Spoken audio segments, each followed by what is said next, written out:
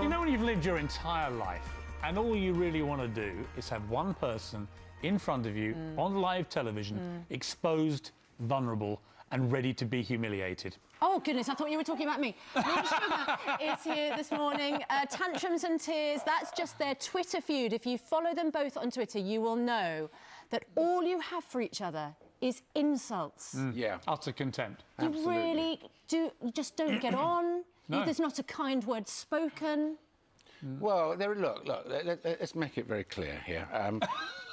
He insults me on Twitter, but we're actually there's a certain camaraderie on there because... Oh, don't ruin it. No, I look after him because when people tweet him and say, like, for example, you're not fit to live with the pigs, I come back and say, no, now stop it, because he is, actually. Yeah. Well, the trouble is that when he does come back, he can never spell it properly because he's completely illiterate. That's the point. You can insult him as much as you want as long as you spell it correctly.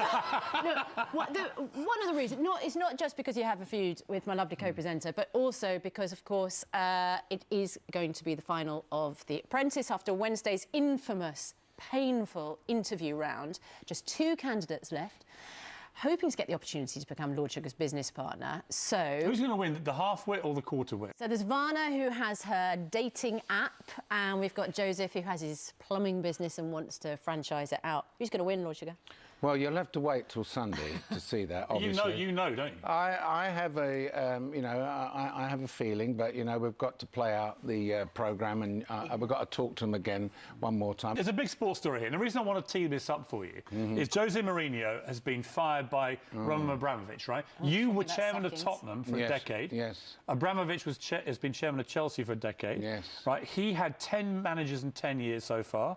You had 7 managers in 9 years. Right. The only difference is Abramovich won 15 trophies and you won 1 League Cup. Yeah. So clearly not quite as successful as Roman. No. What do you think of his decision? Because I think actually the Mourinho decision reveals football at its very worst. You take this incredibly successful guy can I answer? and you sack him. Well, it's a very good point. Shall we let our interviewee speak? Yes, because we haven't got much time. Get on with it. Well, it's amazing. It's amazing. There's the man that won. He won last year, came back, won the Premier League. Definitely the players, I think it is. It's all to do with the players. He's lost communication with the players. Have players got too powerful and too greedy and too selfish? Yeah, it's as simple as that.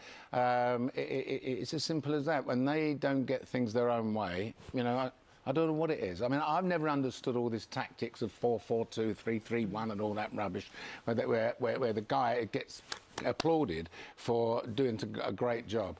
Alex Ferguson and your Mr. Wenger are the best managers in the world, right?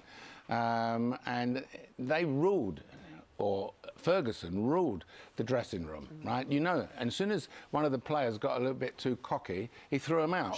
Should managers have the ability to actually fire players rather than always the manager taking the rap?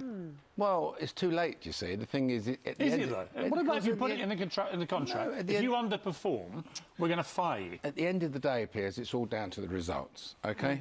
So, if they're winning, he's in a good job. If they're not winning, they've had it. It's always the manager's fault, never the player's fault. Brilliant. Well, it's lovely to see you. Is it? We are actually going to... Yeah, it has been lovely. Do you know what? There's been quite a lot of peace and goodwill on the sofa this morning between you two. I think people will be surprised. Come on, give us a hug. Come on. Give us a little Christmas hug. Now, we're going to have Lord Sugar back. He's coming back. It's a television historical moment in the making there. Underneath this gruff exterior, he's actually a little cuddly bear. What have I done to you that you've softened so much? Well, by comparison to you, he's a little choir boy.